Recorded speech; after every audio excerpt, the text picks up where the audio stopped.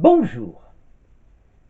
Dans la poursuite de notre cycle sur Napoléon, après Andoche Junot, l'homme qui aimait trop Napoléon, et le maréchal Brune, le sabre républicain de Napoléon, qui paya de sa vie sa fidélité à l'empereur et à la République, nous allons évoquer aujourd'hui l'extravagant général Mallet, l'homme qui faillit renverser Napoléon.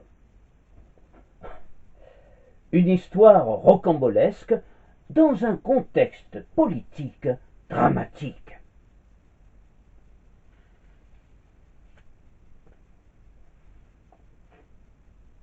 Anne Jean-Marie René Savary est le plus heureux des hommes. Il vient d'être nommé ce 1er juin 1810 ministre de la police par l'empereur Napoléon Ier.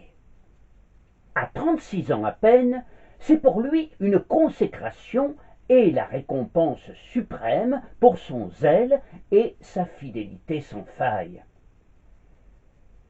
En fait, tout lui réussit depuis qu'il a été remarqué par le général Bonaparte durant les guerres de la Révolution.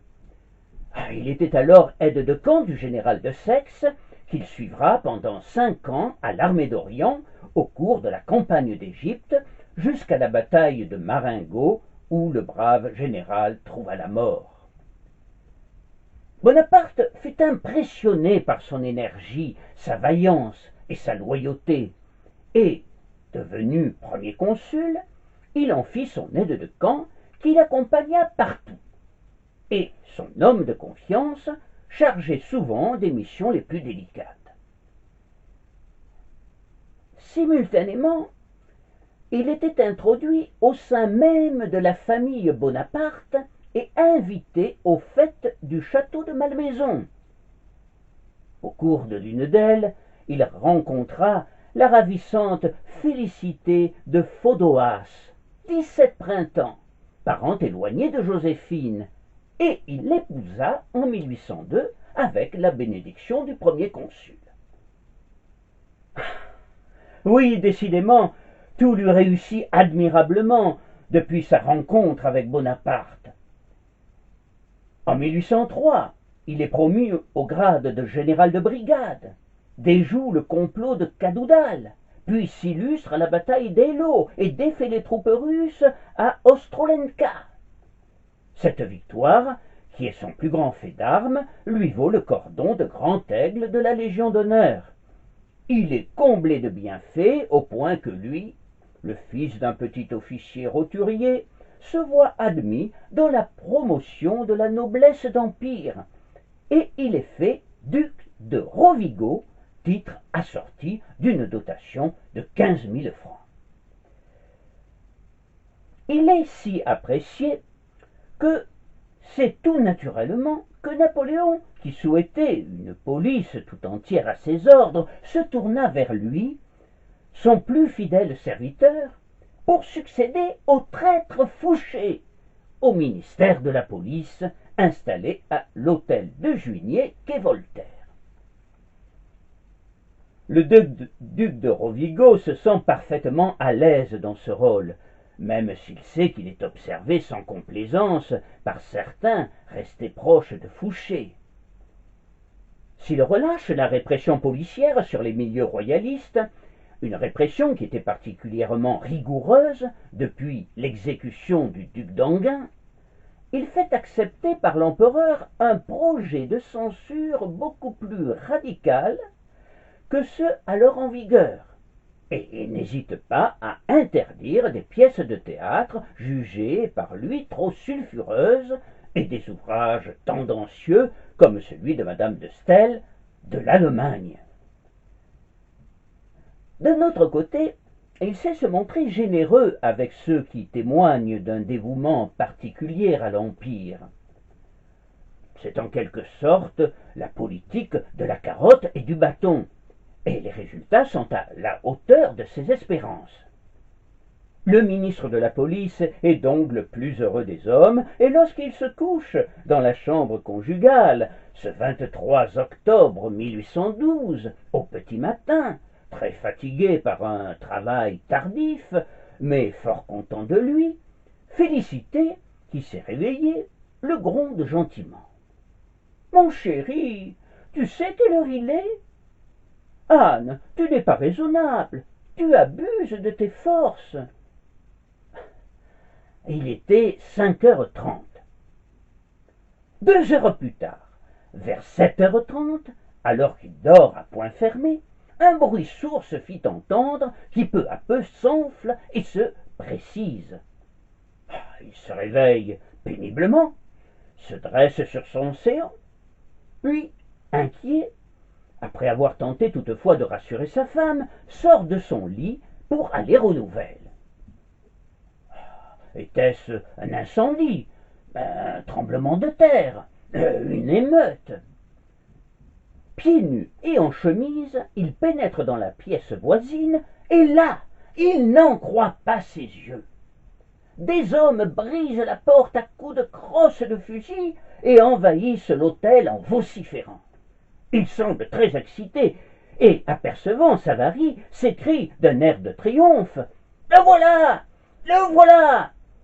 Ils sont prêts à se saisir de lui et peut-être à le molester, mais soudain il s'écarte et laisse passer un personnage en tenue d'officier général qui s'avance vers lui avec majesté. Alors, le ministre de la police, stupéfait, le regarde droit dans les yeux et croit rêver.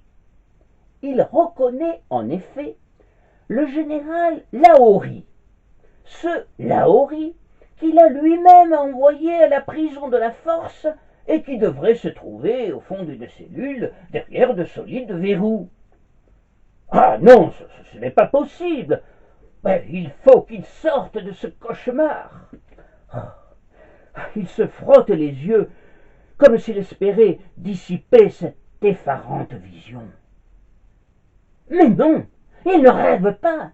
Lahorie pointe son index vers lui et s'adressant à l'adjudant-major qui le suit, un certain Piquerel, d'un ton calme et déterminé, il lance en fronçant les sourcils: « C'est celui-ci qu'il faut arrêter. Vous m'en répondrez sur votre tête. » Puis, saisissant le ministre au collet: « Tu es arrêté, fripouille, annonce-t-il, mais félicite-toi d'être tombé entre mes mains. Il ne t'arrivera rien de mal. » Ces mots, comme vous pouvez l'imaginer, ne rassurent aucunement le duc de Rovigo, qui cherche en vain à comprendre ce qui se passe. Les faits sont si invraisemblables qu'il ne peut y croire. Ce n'est que plus tard qu'il apprendra l'extraordinaire conspiration entrée dans l'histoire sous le nom de l'affaire Mallet ou encore de complot des fous.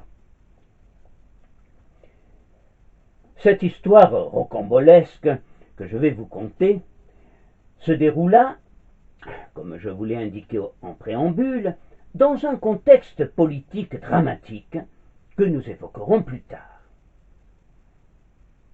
Il faut savoir tout d'abord que ce complot, ou plus précisément ce coup d'État, que je qualifierais d'abracadabrantesque, germa dans la cervelle d'un homme instable. Certains diront d'un demi-fou, un mythomane certainement, souffrant d'une sorte de monomanie anti-Napoléon, une tête brûlée s'il en fut, le général Claude François de Mallet, né à Dole en juin 1754 dans une famille d'origine aristocratique. Ambitieux, intrépide, irascible, perpétuellement revendicatif, il souffrait depuis son adolescence d'une sorte de psychose paranoïaque que ses parents essayèrent de faire soigner, mais en vain.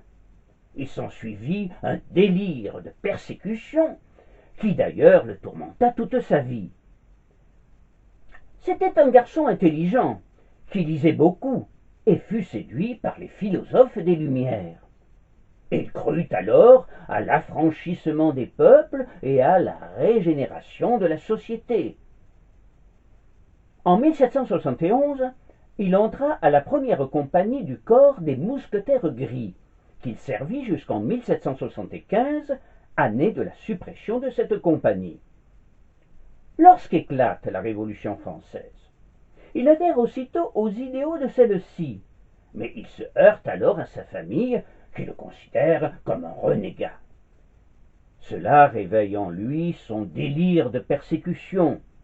Il devient de plus en plus irascible, menace son père, passe sa rage sur tout ce qui lui tombe sur la main.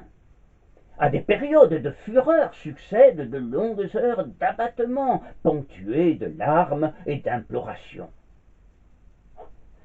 Sa famille finit par le déshériter pour son soutien enthousiasme à la Révolution française. En réaction, il se radicalise et fustige l'aristocratie qui, pense-t-il, conduit la France dans le gouffre. Et loin d'émigrer, comme son frère, un des chefs du parti royaliste dans le Jura, il ne tarde pas à se lancer, à la suite de Lafayette, dans le mouvement qui devait bientôt emporter la royauté. Commandant de la garde nationale de sa ville natale, en 1790, il est capitaine au 50e d'infanterie à l'armée du Rhin. Il participe à la fête de la Fédération à Paris en 1790. En septembre 1793, il est obligé de quitter l'armée en raison de ses origines nobles, mais aussi parce qu'il se révèle un contestataire invétéré. Mallet se sent humilié et il est repris par son délire de persécution. Parce qu'il est opiniâtre, il finit par revenir au sein de l'armée, et plus précisément de l'armée de Rhin et Moselle, en tant qu'adjudant général chef de brigade. Puis il est nommé chef d'état-major de la 6e division militaire en 1799, auprès du général Championnet. Il réussit avec lui quelques actions d'éclat qui feront dire à Hoche que la division Championnet demande où est l'ennemi, mais elle ne s'informe jamais du nombre. Mais Mallet est instable, imprévisible, rebelle. Parce qu'il n'inspire pas confiance, il resta longtemps un simple exécutant plus ou moins obscur, aigri, dont la République et l'Empire chercheront toujours à se débarrasser, en l'affectant dans des postes éloignés et peu glorieux. Il parvint pourtant à se faire nommer général de brigade à l'armée des Grandes Alpes en août 1799, et il faut alors lui reconnaître du courage. Le 2 septembre, il se signale notamment en prenant les positions autrichiennes installées au Petit-Saint-Bernard et à la Roche-Taillée. C'est à cette époque qu'il rencontre Napoléon Bonaparte, et c'est dans une circonstance que l'on ne connaît pas précisément que le nouveau général de brigade aurait eu l'impudence de rectifier une erreur grossière commise en face de l'ennemi par Bonaparte. Il n'en aurait pas fallu davantage pour le perdre. L'amour-propre du tyran pardonnait difficilement à ceux qui avaient eu le malheur de rencontrer sa faiblesse, dit l'écrivain auquel j'emprunte cette anecdote, et que nous retrouverons dans Le Complot des fous, l'abbé Lafont. Mallet combat ensuite en Helvétie en 1801, et Championnet et Masséna le citent honorablement dans plusieurs rapports. Il se montre rapidement hostile à Napoléon, devenu premier consul, qu'il aurait projeté de capturer lorsque celui-ci viendrait à Dijon pour prendre le commandement de l'armée d'Italie. Il se serait même assuré alors de la complicité du général Brune, qui, en cas de succès de l'opération, devait marcher immédiatement sur Paris.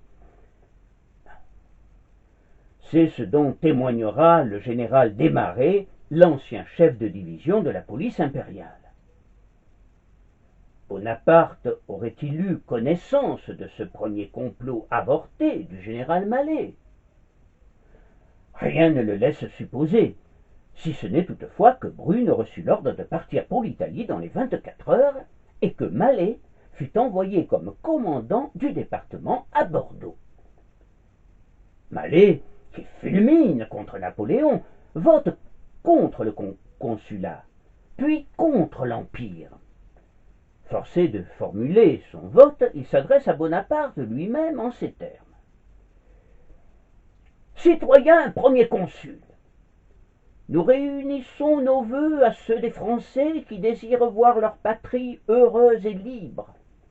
Si l'empire héréditaire est le seul refuge qui nous reste contre les factions, soyez empereur, mais employez toute l'autorité que votre suprême magistrature vous donne pour que cette nouvelle forme de gouvernement soit constituée de manière à nous préserver de l'incapacité et de la tyrannie de vos successeurs, et qu'en cédant une portion si précieuse de notre liberté, nous n'encourions pas un jour, de la part de nos enfants, le reproche d'avoir sacrifié la leur. Je suis, etc., etc. Quelque temps après, Napoléon se fait proclamer empereur, et Mallet envoie aussitôt sa démission. Après le bâton, Napoléon employa, semble-t-il, la carotte, puisqu'il lui décernera le titre de commandeur de la Légion d'honneur le 30 janvier 1805. Mallet se contenta d'accuser réception par cette lettre sèche et froide à Lacépède, alors grand chancelier de l'ordre. Citoyen, j'ai reçu la lettre par laquelle vous m'annoncez le marque de confiance que m'a donné le Grand Conseil de la Légion d'honneur. C'est un encouragement à me rendre de plus en plus digne d'une association fondée sur l'amour de la patrie et de la liberté. Il poursuit ensuite une carrière militaire chaotique, en dents de scie, en tant que commandant des troupes des départements de la Gironde, puis des Charentes, puis gouverneur de Naples, de Pavie, de Rome, où il réside au palais Rinuccini, que Laetitia Ramolino, mère de Napoléon, achètera en 1818. Mais il a quelques démêlés avec le pape, se heurte avec l'ambassadeur Alquier, multiplie les maladresses et il est compromis dans plusieurs malversations. Lucien Bonaparte réagit alors et Mallet est remplacé manu militari par Miolis. En fait, dans chacune de ces affectations, il est à chaque fois relevé de ses commandements pour propagande républicaine et jacobine. Mallet fait désormais partie des individus à surveiller de près, d'autant plus qu'il appartient à un certain nombre de sociétés secrètes, dont les Philadelphes, créées à Besançon en 1787. Et en mai 1808, sur la proposition du général Clark, ministre de la guerre, il est finalement mis à la retraite. Une retraite anticipée. Il s'installe alors à Paris, rue des Saints-Pères, avec son épouse Denise et leur fils Aristide, et il rumine sa colère et sa rancœur contre le pouvoir impérial. Il se lie bientôt avec des opposants au régime, comme Lemare, professeur directeur de l'Athénée, une institution pour la jeunesse, Ève, dit de Maillot, auteur dramatique, ou encore l'ancien conventionnel Ricord. Il entre dans la franc-maçonnerie et il commence à comploter contre l'empereur. En juillet 1808, profitant du séjour de l'empereur à Bayonne, il participe auprès du général Moreau à une tentative de coup d'État. Mais l'affaire est éventée et Moreau, Mallet et leurs complices sont arrêtés. Fouché minimise toutefois l'affaire en assurant que Dubois, le préfet de police, rêvait de découvrir à lui seul une grande conspiration contre l'Empire et que ce n'était là qu'une tempête dans un verre d'eau. Néanmoins, Mallet reste en prison. Il est incarcéré d'abord en 1809 à la prison de la Force, dans le quartier du Marais. puis à Sainte-Pélagie. À la force, il est très vite vénéré par les prisonniers politiques. Il est décrit alors par ses compagnons d'infortune comme un garçon charmant, qui avait un air de jeunesse et de santé, un sourire attrayant, d'agréables manières, une voix ferme et sonore, un regard pénétrant et une taille aisée. Il était, disait-on, toujours bien vêtu et élégamment, et il avait conservé l'antique usage de poudrer ses cheveux. De surcroît, il véhiculait une réputation de bravoure, et selon le général Oudet, avait une probité de fer et une fidélité d'acier. Voici l'un des couplets d'une prière du soir que tous les détenus chantaient en chœur avant l'extinction des Lumières. C'est dans ces murs que Mallet, le hardi, conçut dans l'ombre un projet des plus vastes. Frappé de mort, il dit, des jours néfastes vont accabler le vainqueur de Lodi. Il est probable qu'il avait confié à certains son ambition de renverser l'empereur. Ses démarches de mise en liberté s'étant avérées vaines, il changea de tactique. Invoquant son mauvais état de santé, il obtint d'être transféré à la maison de santé du docteur Dubuisson, à Paris, rue du Faubourg Saint-Antoine. La maison de santé du docteur Dubuisson recevait des agités et des prisonniers politiques. Mallet faisait partie des deux catégories. Cette maison était un Éden pour les opposants politiques, et la fidélité royaliste ou républicaine se traduisait en poulardes truffées, en pâté de foie gras et en paniers de Château Margaux. Mallet est enchanté. Comment ne pas apprécier d'ailleurs une telle prison 4 étoiles? Le revers de la médaille est toutefois le prix de la pension. 150 francs par mois, sans compter le vin et le bois pour se chauffer. C'est là, dans ce petit cocon confortable, qu'il va reprendre son idée d'une nouvelle conspiration. En 1812, Napoléon est en Russie avec la Grande Armée. C'est la fameuse campagne de Russie. Les communications sont évidemment difficiles. Les courriers mettent 15 jours pour apporter les bulletins à Paris. Mallet a alors une idée complètement folle, mais dont il est sûr qu'elle aboutira. Il va annoncer la mort de Napoléon devant Moscou, ourdir un coup d'État et constituer un gouvernement provisoire. Pour mener à bien ce projet, il se lie avec un autre pensionnaire de la maison de santé, l'abbé Lafont, qui était membre de la société secrète royaliste, les Chevaliers de la Foi.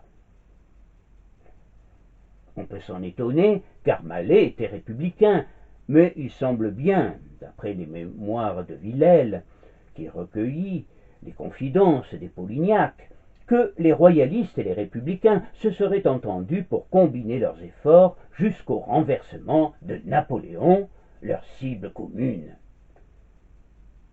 D'ailleurs, Mallet reçut chez le docteur Dubuisson, et avant cela à la Force, la visite d'autres royalistes notoires, les frères Polignac, proches du comte d'Artois, ou encore Bénigne de Berthier, fils de l'intendant de Paris massacré en juillet 1789. En pleine nuit, les deux hommes, Mallet et Lafont, s'évadent de la maison de santé en sautant par-dessus le mur d'enceinte, et les voici, tout heureux, qui partent gaillardement avec en tête leur objectif extravagant, renverser l'Empire français. Mais il est bien évident que pour mener à bien ce projet abracadabratesque, il fallait nécessairement être plus de deux. On se mit donc en tête de complices. Mallet songea aussitôt à deux autres victimes de la vindicte napoléonienne. le général Victor Fano de la Horie et le général Emmanuel Guidal, tous deux incarcérés à la force, la célèbre prison du quartier du Marais. Ils sont donc en prison, mais qu'à cela ne tienne, on va les faire évader. C'est bien ce que fera Mallet avec une facilité déconcertante. Avant de poursuivre le récit de cette histoire rocambolesque, il faut évoquer brièvement le parcours singulier de ces deux généraux atypiques.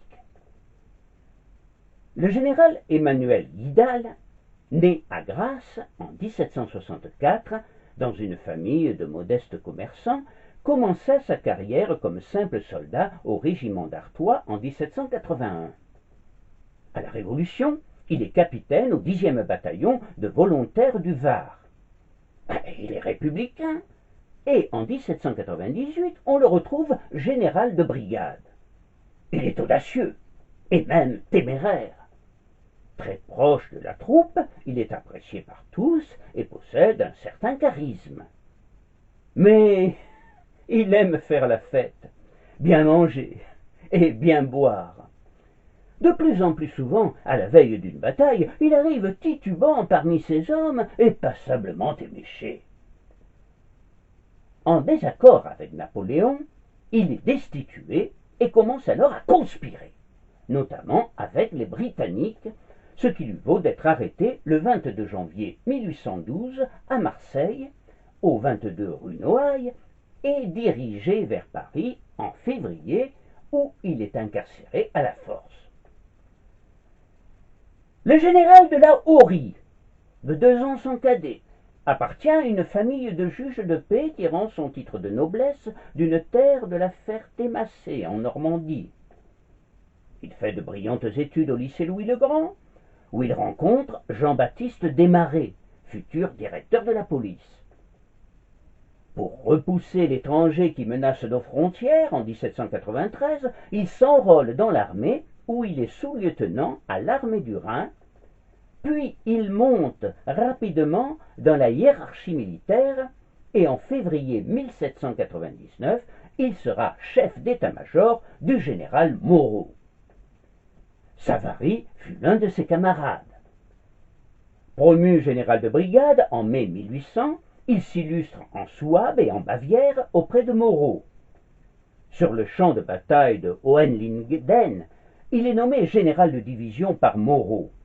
Mais, pour des raisons que j'ignore, Napoléon refuse de ratifier son grade.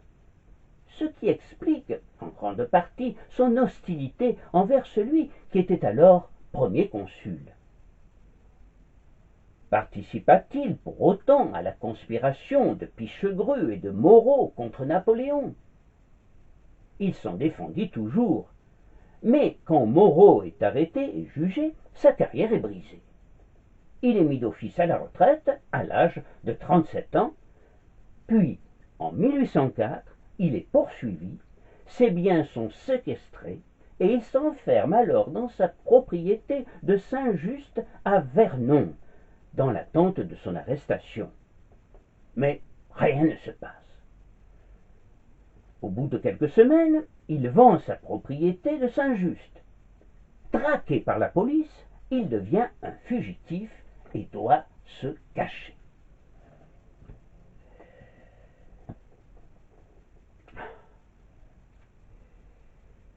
Le moment est venu de vous l'apprendre si vous l'ignorez. Ce Victor Fano de la Horie n'est autre que le père de notre grand écrivain national, Victor Hugo. Mais non, ce n'est pas une galéjade. Je m'explique. En 1797, la Nantaise Sophie Trébuchet épouse à Paris un soldat républicain, Joseph Léopold Sigisbert Hugo. Leur premier enfant, Abel, naît l'année suivante. Peu de temps après, lors d'une soirée, elle rencontre l'adjudant général Victor Alexandre Fano de la Horie, un ancien camarade de combat de son époux. En 1800, Eugène naît à Nancy. En 1801, Sophie revoit Lahorie et des liens d'amitié se tissent entre eux. En 1802, Léopold Hugo, devenu général, est affecté à Besançon et c'est dans cette ville que Victor voit le jour, place Saint-Quentin, actuelle place Victor Hugo. Victor Fano de Lahorie sera son parrain et lui donnera son prénom. Quelque temps plus tard, Léopold Hugo est envoyé à Marseille. Mais, une fois arrivé, il recherche un avancement et envoie Sophie chez Lahorie à Paris, pensant que celui-ci peut l'aider. Mais Lahorie est déjà mal vu par Napoléon et ne peut rien faire. Pourtant, Sophie ne revient pas à Marseille. Elle s'installe à l'hôtel de Nantes, non loin de la rue Gaillon, où loge alors Lahorie, qui est son amant depuis 1801. Lorsque Lahorie achète le château de Saint-Just, elle s'y installe avec lui. Mais elle doit bientôt rejoindre son mari à Livourne, où son bataillon a été envoyé. C'est à ce moment-là qu'elle apprendra que, si elle est infidèle, son mari l'est au moins autant qu'elle et qu'il vit ouvertement avec sa maîtresse, Catherine Thomas. Elle retourna alors à Paris avec ses 3 fils, mais ne retrouve pas Lahorie qui semble s'être volatilisé. Toutefois, celui-ci la contacte et lui donne rendez-vous dans le plus grand secret pour lui apprendre qu'il est menacé de travailler contre le premier consul. Sophie emménage alors rue de Clichy, où elle décide de le cacher. Lahorie vend ensuite ses propriétés, dont Saint-Just, et continue d'être traquée par la police.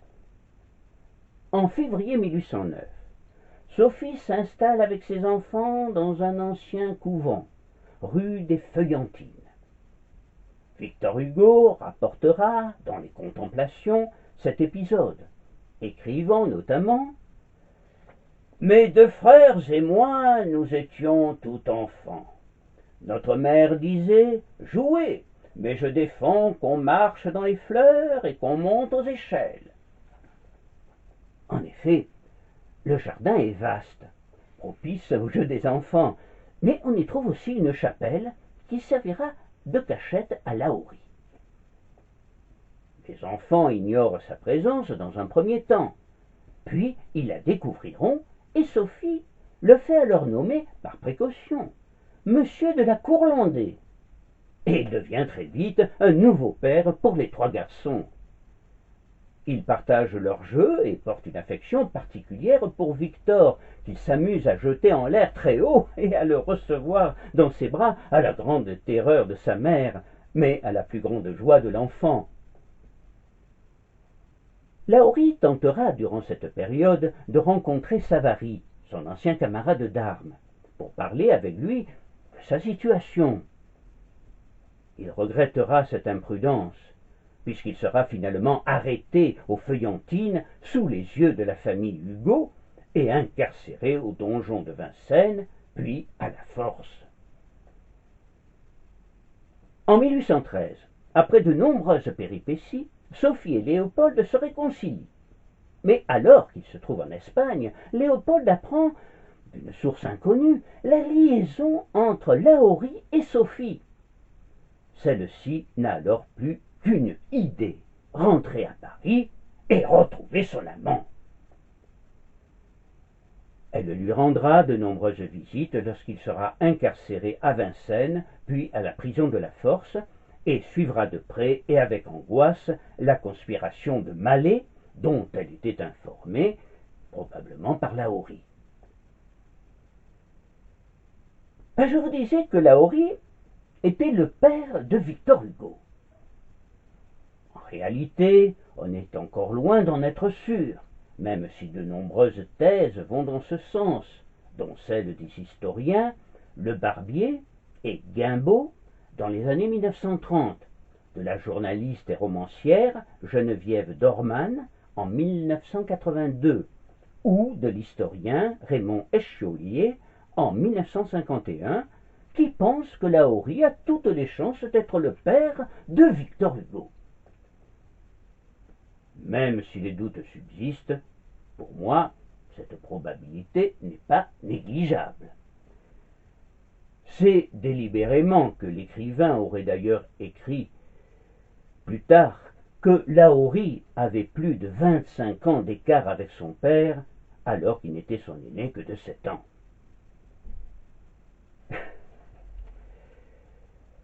Mais reprenons à présent le cours de cet incroyable complot du général Mallet. Nous sommes le 20 octobre 1812. Mallet est sûr de son coup. Il a mis son plan au point, dans les moindres détails. Dans son esprit dérangé, mais bien organisé, tout est minutieusement combiné. Et son épouse, Denise de Ballet, qu'il a épousée en 1788, est la seule à savoir ce qui se trame dans son subconscient. Mais l'amour qu'elle lui porte l'aveugle au point qu'elle le conforte dans ses projets. Même l'abbé Lafont ne connaît pas les détails de l'opération. Il faut que rien ne filtre. Le secret le plus absolu est la seule garantie de la réussite de ce coup d'État à minima. Les principaux acteurs de cette affaire ne seront jamais que des bribes du complot. C'est là le génie qui scintille dans la folie de Mallet. Être arrivé à mobiliser des gens à tous les niveaux, sur du vent, c'est à peine croyable. Tout était illusoire, extravagant, farfelu. Et pourtant, comme le reconnaîtra plus tard Savary lui-même, Mallet fut à 2 doigts de réussir. Aux 2 généraux choisis par Mallet, Guidal et Lahorie, pour l'accompagner dans cette singulière aventure, s'ajoutèrent 2 de ses amis, aussi exaltés qu'eux, André Boutreux et Auguste Rateau. Boutreux est étudiant en droit et Rateau est caporal à la garde de Paris. Les 2 hommes sont invités par Mallet à se trouver à 10 heures du soir, ce 22 octobre, rue Montreuil, chez un autre complice, l'abbé Caamano, un religieux espagnol ami de Lafont.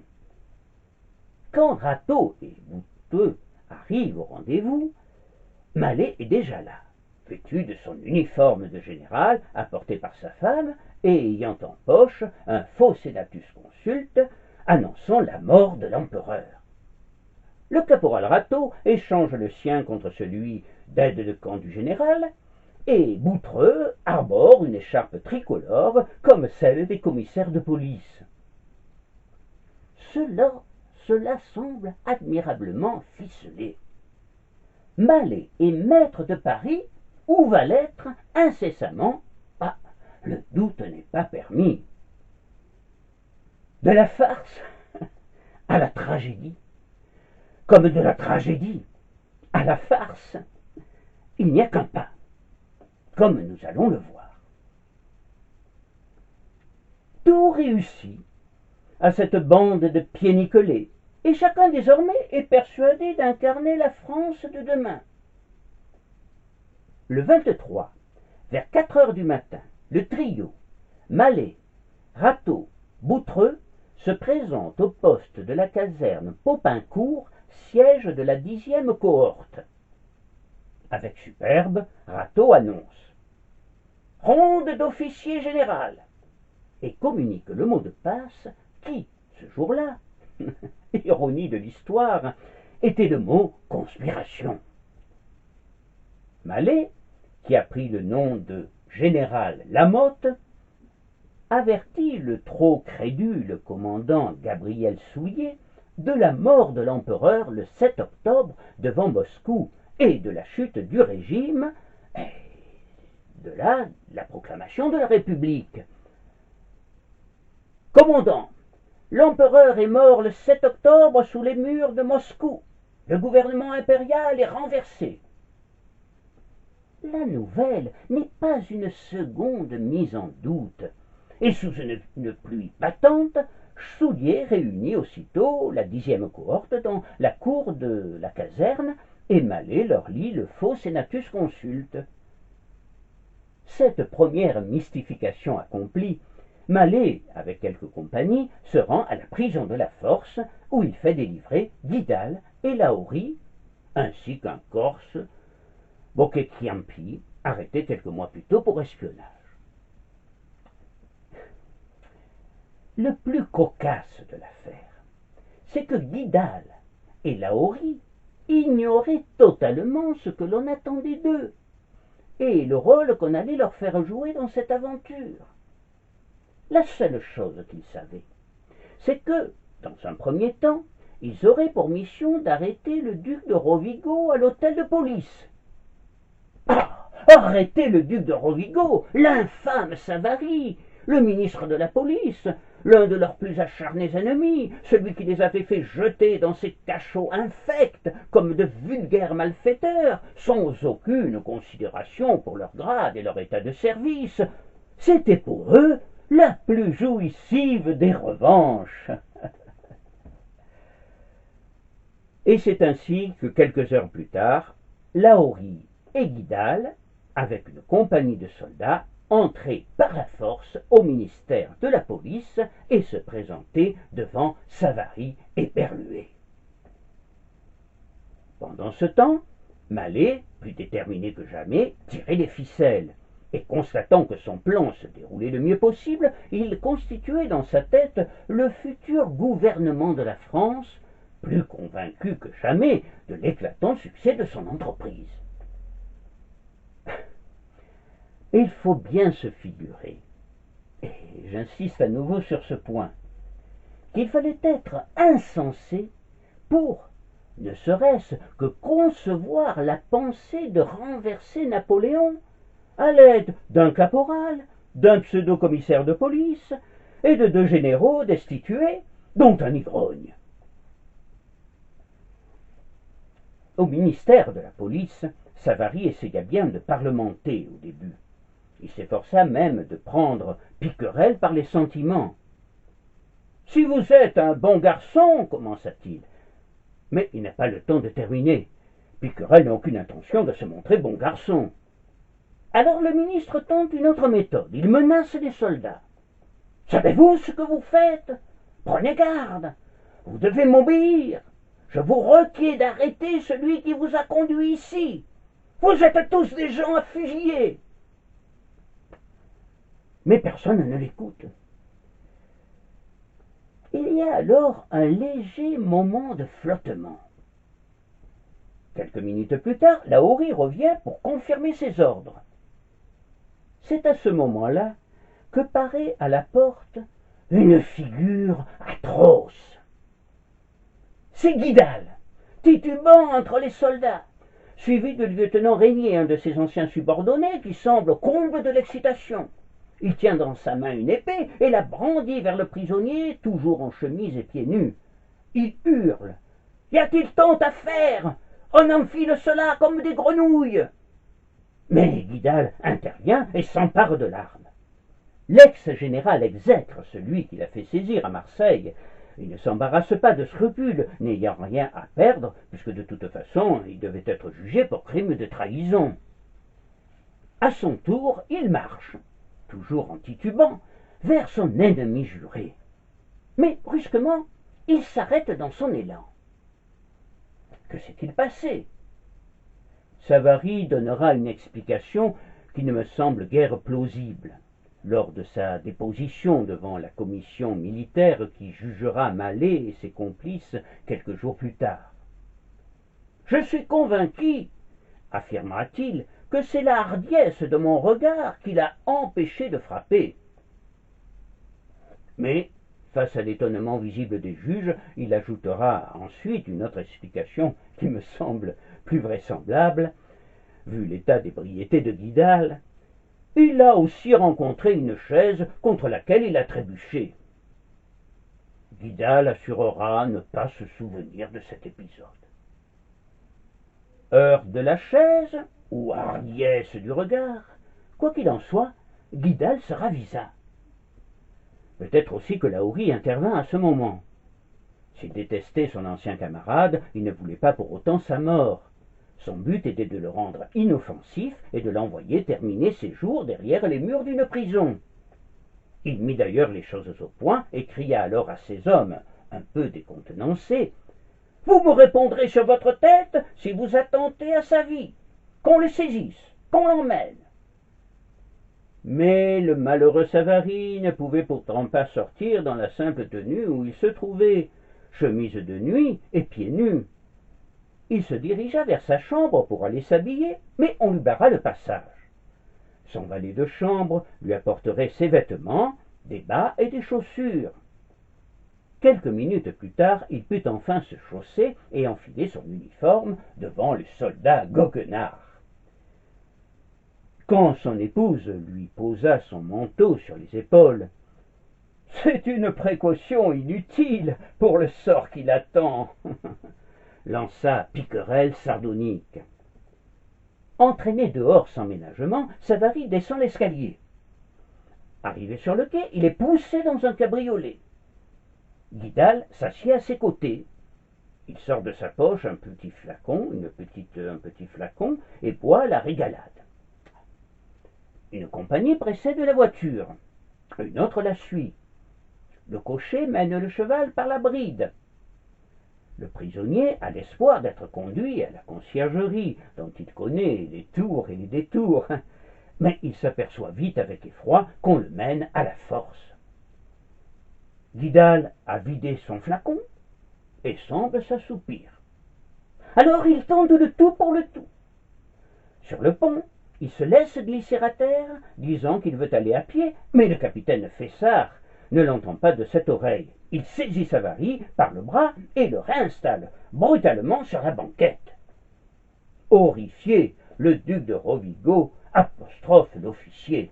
« Savez-vous, monsieur, qui je suis ?»« Oui, je le sais, et je sais aussi qu'il n'y a plus d'empereur en France, et qu'il faut que tu marches, » lui répond le capitaine avec rudesse. Et Guidal de rajouter en riant: « Et que tu marches droit !» Dans la rue, les gens s'arrêtent et regardent passer avec étonnement l'étrange cortège. Certains crient « Allô ! Allô !» ce qui n'est pas pour rassurer le prisonnier. Le trajet, pourtant parcouru à vive allure, lui semble interminable. Enfin, le cabriolet ralentit et s'immobilise devant la triste façade de la grande force. Des gendarmes qui boivent la goutte près de la grande porte d'entrée sont très surpris de voir leur ancien colonel dans cet équipage, mais ils ne songent même pas à intervenir. Guidal, de plus en plus éméché, les interpelle. « On ne dort pas ici, on est de bons enfants, bien éveillés. Ce n'est pas comme la police, ils se sont laissés prendre dans leur lit. » Descendu de voiture, Savary se voit accueillir par le concierge M. Bolt. Ce brave homme passe de stupéfaction en stupéfaction. 1 heure plus tôt, il a dû, sous la menace des baïonnettes, relâcher 2 de ses pensionnaires, et voilà qu'à présent, on le charge de mettre un ministre sous les verrous. Il s'exécute, sans chercher à comprendre ce curieux retournement de situation. Du reste, que faire d'autre? Il ne peut qu'obéir. Guidal ne s'embarrasse pas d'explications, se contentant de lui ordonner, en montrant Savary: « Mettez-le au plus grand secret, il en va de votre tête. On va revenir. Faites bien attention, vous m'entendez? Bien attention. Si on ne le retrouve pas au secret, vous êtes pendu. S'il existe, il me le doit, car j'avais ordre de le jeter par-dessus le pont. » Ce dernier point est une pure invention. Mais l'officier ne semble pas bien savoir ce qu'il dit. Sa voix s'enroue. « C'est négocié sec, dit-il. Sur ces derniers mots, il s'échappe pour aller vraisemblablement courir les estaminets. Pendant ce temps, Bolt, de plus en plus interloqué, lit un ordre d'écrou, bien en règle, comme signature Lahorie, ministre de la police. Son étonnement grandit encore lorsqu'il entend son nouveau prisonnier lui chuchoter à l'oreille. Jetez-moi dans le plus noir de vos cachots et cachez-en la clé. Dieu sait ce que c'est que tout ceci, mais cela s'éclaircira. Cet apparent optimisme dissimule mal l'amertume et l'abattement de Savary qui, du fond de la cellule, va ruminer les plus noires pensées. Il ignorait alors que le préfet de police Pasquier et le chef de la sûreté Desmarais, également surpris à l'aube, avaient été eux aussi embarqués pour la force. Et par la force. En revanche, il connaît maintenant les nouvelles colportées par Mallet et s'interroge avec angoisse. La mort de l'empereur n'est-elle qu'une invention de conspirateurs? Il l'espère, mais il n'en est nullement sûr. Bien en vie au départ du dernier courrier, Napoléon a pu être tué l'instant d'après dans une rue de Moscou. Ce n'est pas invraisemblable, et même, en y réfléchissant davantage, c'est tout à fait possible dans le maelstrom gigantesque que fut la campagne de Russie. Alors, Savary panique. Si Napoléon est mort, si le régime est abattu et que les forces populaires se déchaînent comme au pire moment de la Révolution, les ministres et les dignitaires de l'Empire seront les premières victimes. Et lui, en tant que ministre de la police, a toutes les chances de se voir attribuer une place d'honneur. Et il ne se fait aucune illusion à ce sujet. Soudain, dans sa tête, retentissent les cris poussés par certains lorsqu'il fut amené à la force. « Allô! Allô !» Curieusement, il songea alors aux noyades de Nantes, épisode tragique de la terreur, et il fut saisi de frissons pendant de longues minutes. Pendant ce temps-là, Frochot, le préfet de la Seine, qui lui n'avait pas été incarcéré, averti du pseudo-décès de l'empereur, commençait à préparer à l'hôtel de ville, sans se poser la moindre question, une salle où pourrait siéger le gouvernement provisoire. Car on en était là. Mallet avait déjà composé ce gouvernement. Il était composé du général Moreau comme président, Carnot, vice-président, le maréchal Auguereau, Bégonnet, ex-législateur, le crédule Frochot, Florent Huyot, ex-conventionnel, Destut de Tracy, sénateur, Jacquemont, ex-tribun révolutionnaire, le vice-amiral Truguet, mais aussi des royalistes comme Mathieu de Montmorency et Mallet lui-même. La plupart de ces gens ignoraient que, par le bon vouloir de Mallet, ils étaient ministres. Mais revenons à présent au quai Voltaire, où le nouveau maître de la police n'est pas demeuré inactif. Il a pris possession des bureaux et des dossiers comme s'il était là depuis 10 ans, précisera la reine Hortense. Puis il a commandé à un tailleur un uniforme de ministre et a appelé la voiture de son prédécesseur pour se rendre à l'hôtel de ville. Lahorie n'a pas rencontré la duchesse de Rovigo. Celle-ci, après avoir apporté un manteau à son mari, on s'en souvient, s'était échappée discrètement en petite tenue par une porte dérobée de ses appartements. Postée à l'affût dans un bosquet, elle observa attentivement les voitures qui entraient et sortaient de l'hôtel de Juigné. Sans en être sûre, elle crut apercevoir en un éclair son pauvre époux s'engouffrer dans l'une d'elles, encadré par 2 hommes. Le doute n'était plus possible. Il allait être jeté en prison comme un vulgaire malandrin. « Félicité !» se disait-elle. « Il va falloir réagir. C'est ton devoir d'épouse et de patriote. » Alors, elle sortit de sa cachette et héla un fiacre. Le postillon semblait surpris par la tenue plus que légère de la passagère et la regardait avec de gros yeux concupiscents. Mais il s'exécuta aussitôt quand elle lui ordonna, d'une voix ferme et autoritaire, « À la force! Au plus vite !» Elle pensait que son mari y avait été conduit et espérait au moins l'apercevoir. Vaine démarche. Elle se fit alors conduire chez Duban, son médecin et ami, et le chargea d'aller aux informations à l'hôtel de ville. Mais là, dans ce vaudeville tragique, on passe de nouveau de la tragédie à la farce, puisqu'une nouvelle méprise se produisit. Le médecin vint trouver Frochot et lui dépeint le désespoir de la duchesse. Le préfet n'imagine pas alors que ce désespoir puisse avoir une autre cause que la mort de Napoléon, qu'il avait appris lui-même peu de temps avant. Le doute, si doute il y eut dans son esprit, même pendant quelques secondes, n'est plus permis. Tout à son émotion, il n'imagine pas encore avoir été joué, et que Savary se trouve sous les verrous. L'imbroglio est total. On navigue en roue libre, de la tragédie à la farce, et de la farce à la grosse bouffonnerie.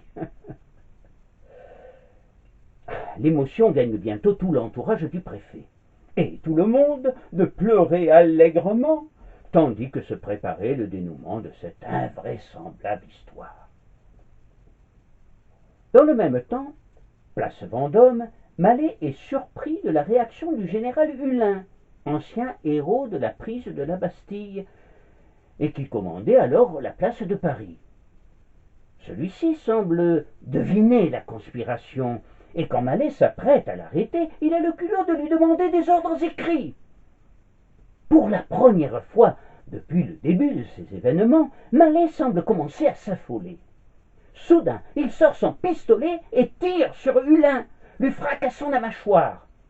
Le malheureux gagnera de cette mésaventure le surnom de général Bouffe-la-Balle.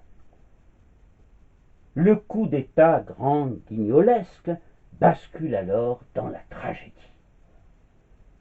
Le général Hulin est à terre, le visage ensanglanté, mais Mallet est maîtrisé par le commandant Laborde et le colonel Pierre Doucet, qui le matin même avait reçu une lettre l'informant de sa promotion au grade de général de brigade, ainsi que la mort de Napoléon. Sachant que l'empereur avait écrit au général Hulin après le 7 octobre, date prétendue de sa mort, Doucet avait compris aussitôt qu'il y avait là entourloupette. Tout bascule donc pour Mallet, qui est arrêté. Doucet et le colonel Laborde courent au ministère de la police. Ils trouvent la Haury, revenu de promenade et signant tranquillement des papiers. Et il passe les menottes, et Laborde file à la force avec Saulnier, où il découvre le pauvre Pasquier, attendant avec mélancolie que l'on statue sur son sort. Enfin, il se fait ouvrir le noir cachot où gît son Excellence Anne Savary, duc de Rovigo, à qui ils annoncent avec respect que le cauchemar est terminé et qu'il est libre. À peine remis de ses émotions, Savary entend bien oublier et faire oublier au plus vite cet épisode humiliant pour lui. Et dès la fin de la matinée, il est de nouveau assis à sa table, sur laquelle se trouvent encore les mandats signés par la Haury, brutalement revenu de ses illusions. Félicité est aux côtés de son époux, les yeux en larmes et le sourire radieux. Les derniers conspirateurs étant mis hors de nuire, des affiches sont placardées dans les rues, informant la population de l'échec d'un coup d'État et assurant que Napoléon était toujours en vie, car la rumeur de sa mort enflait dans la capitale. Le texte de cette proclamation avait été rédigé par Savary lui-même, et on pourra noter les termes vagues qu'il emploie pour faire allusion à sa mésaventure personnelle. 3 ex-généraux, Mallet, Lahorie et Guidal, ont trompé quelques gardes nationaux et les ont dirigés contre le ministère de la police générale, le préfet de police et le commandant de Paris. Ils ont exercé des violences contre eux. Ils répandaient faussement le bruit de la mort de l'empereur. Ces ex-généraux ont été arrêtés. Ils sont convaincus d'imposture. Il va en être fait justice. Le calme le plus absolu règne dans Paris. Il n'a été troublé que dans les 3 hôtels où les brigands se sont portés. Savary respire. Mais, apprenant peu à peu la jeunesse de la conspiration, son effroi rétrospectif est grand, et ses craintes pour son propre avenir plus grandes encore. Car il redoute la réaction de l'empereur lorsqu'il apprendra cette incroyable histoire. Napoléon n'est pas un tendre. S'il sait se montrer souvent généreux, il est implacable avec ceux qui commettent de graves erreurs, pouvant entraîner des conséquences néfastes. Des gouttes de sueur froide perlent sur son front. Il est presque aussi mal à l'aise que quand il fut entraîné dans le fiacre qui le conduisait à la force et qu'il craignait pour sa vie en entendant crier « Allô, allô !» Que faire? Sans doute, au mieux, l'empereur va le mettre à pied. Au pire, il peut le faire arrêter. Rien ne lui semble impossible. Alors, encouragé par Félicité, il décide de prendre les devants et de lui écrire immédiatement, en lui racontant les événements, d'autant plus qu'il sait que certains qui ne l'aiment guère ne se priveront pas de rapporter les faits à leur manière en ne l'épargnant pas. Il pense notamment au ministre de la guerre, le général Clark, duc de Feltre, qui effectivement présentera l'affaire à l'empereur sous son angle le plus dramatique, en n'oubliant pas d'insister sur l'incurie de la police, incapable de déjouer les intrigues et en pointant l'incompétence de son ministre. Savary prend donc sa plus belle plume et décrit le déroulé minutieusement en s'attachant naturellement à minimiser le plus possible l'incident. Œuvre d'une tête brûlée, cette tentative de rébellion n'avait été qu'un feu de paille vite éteint, qui n'avait aucune possibilité de réussir. Savary espère que cette lettre servira en quelque sorte de coupe-feu et permettra peut-être d'affaiblir la portée des arguments de ceux qui ne manqueront pas de l'accabler, ne serait-ce que pour se justifier. Par la suite, lui-même va d'ailleurs ne pas se priver de critiquer la passivité de Clark et de l'armée en général. En attendant, le malheureux se sent l'objet de la risée générale. Tout le monde se gosse en effet du redoutable chef de la police, escamoté par des conspirateurs d'opérette, et contraint de méditer au fond d'une cellule obscure sur les désagréments d'être privé de sa liberté, comme tous ceux qu'il avait fait enfermer à la force, et ailleurs depuis son accession à la tête de la police. Épigrammes, quolibets, mauvais calembours, chansonnettes fusent sous ses fenêtres, et il ne trouve réconfort que dans les bras de sa chère Félicité. Dur, dur d'être ainsi humilié et rabaissé après avoir atteint les honneurs. On n'appelle plus maintenant le malheureux duc de Rovigo que le duc de la force. Autrefois, le ministre de la police mettait les mauvais sujets en prison, raillent les journalistes. Aujourd'hui, les mauvais sujets y mettent le ministre. Ça varie. Ça varie. L'impératrice elle-même demande avec un sourire narquois « Quelle figure pouvait montrer monsieur le duc de Rovigo après avoir été mis sous les verrous ?» Dans les rues de la capitale, on s'abordait ainsi dans les rues. Connaissez-vous les nouvelles? Non. Alors, vous êtes de la police.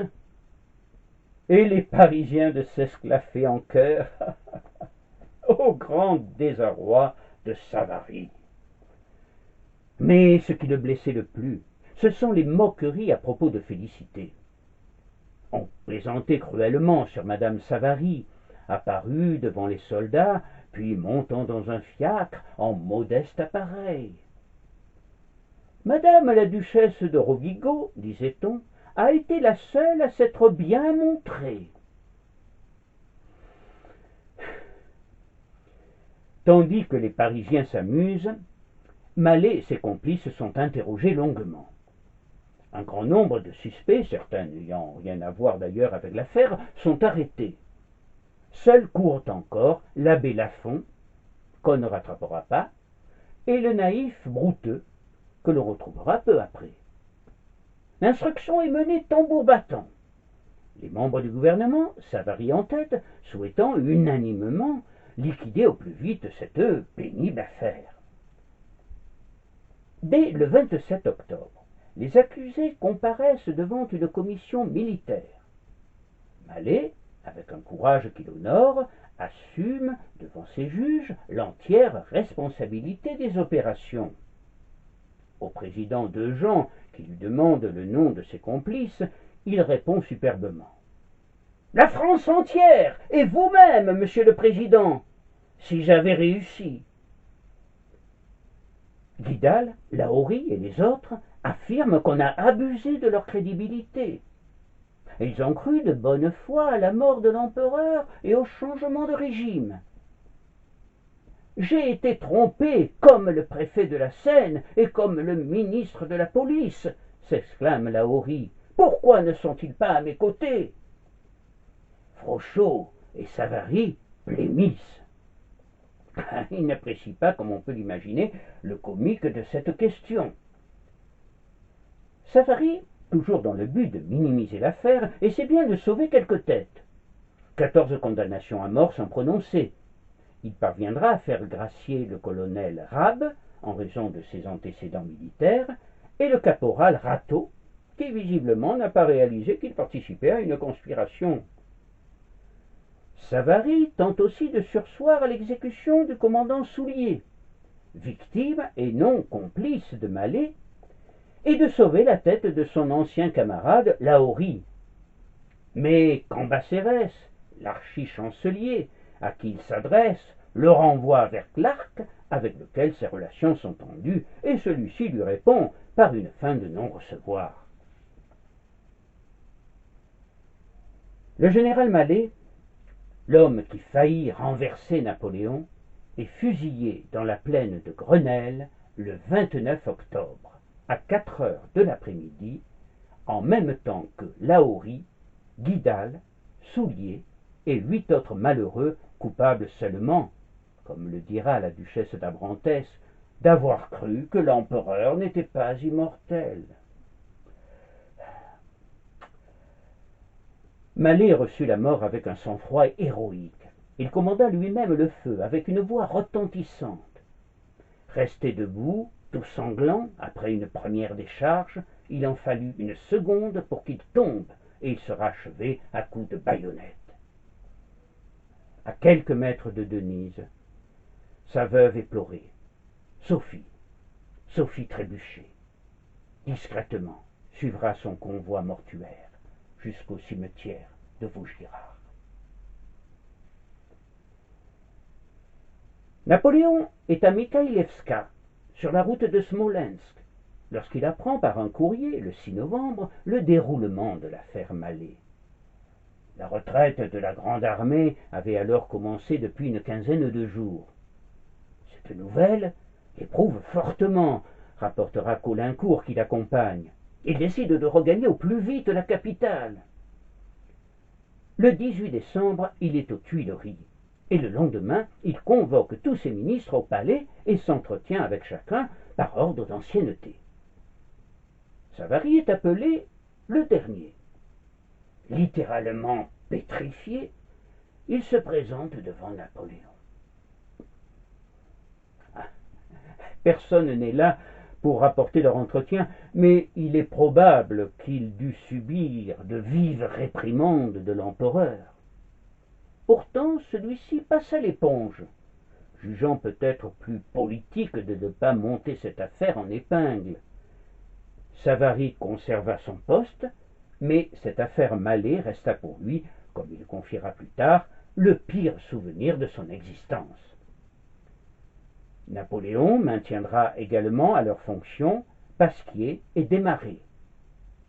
Seul Frochot, le préfet de la Seine, fut destitué, remplacé par Chabrol de Volvic. Victime expiatoire de cette affaire, le pauvre Frochot fut tout particulièrement houspillé par Napoléon. « Comment, à la nouvelle de la mort de l'empereur, avez-vous oublié le roi de Rome ?» lui lança l'empereur. D'un air navré, Frochot lui rétorqua: « Ah, ce diable de roi de Rome, on n'y pense jamais. »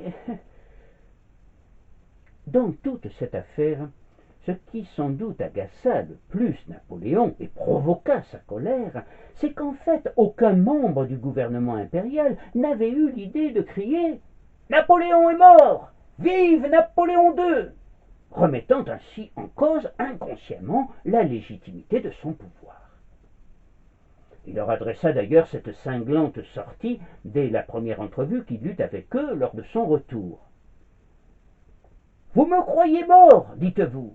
Je n'ai rien à dire à cela. Mais le roi de Rome, vos serments, vos doctrines, vous me faites frémir pour l'avenir. »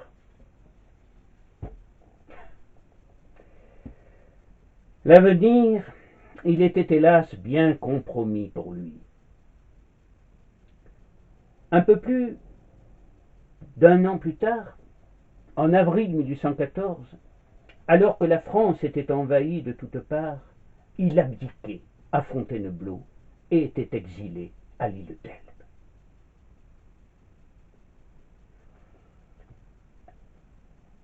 La conspiration Mallet, tout rocambolesque qu'elle fût, avait-elle quelque chance de succès?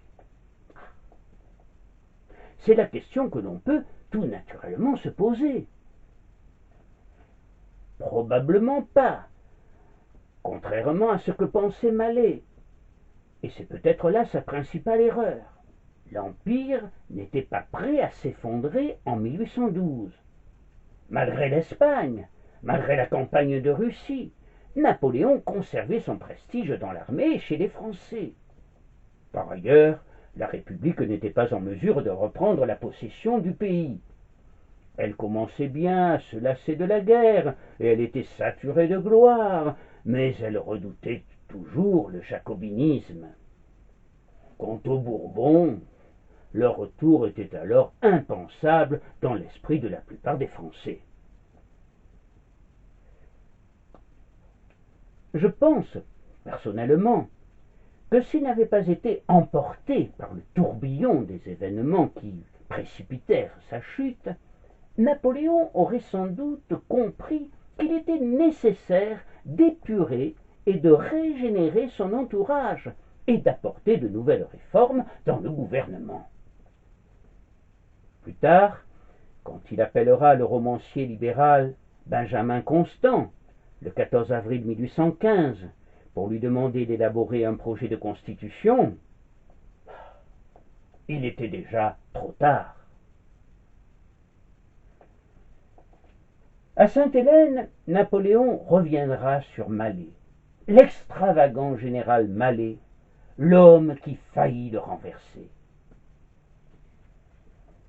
Cette extravagance, dira-t-il, ne fut au fond qu'une véritable mystification. C'est un prisonnier d'État, homme obscur, qui s'échappe pour emprisonner à son tour le préfet, le ministre même de la police, ses gardiens de cachot, des flaireurs de conspiration, lesquels se laissent moutonnement garrotter. C'est un préfet de Paris, le répondant, né de son département, très dévoué d'ailleurs, mais qui se prête sans la moindre opposition aux arrangements de réunion d'un nouveau gouvernement qui n'existe pas.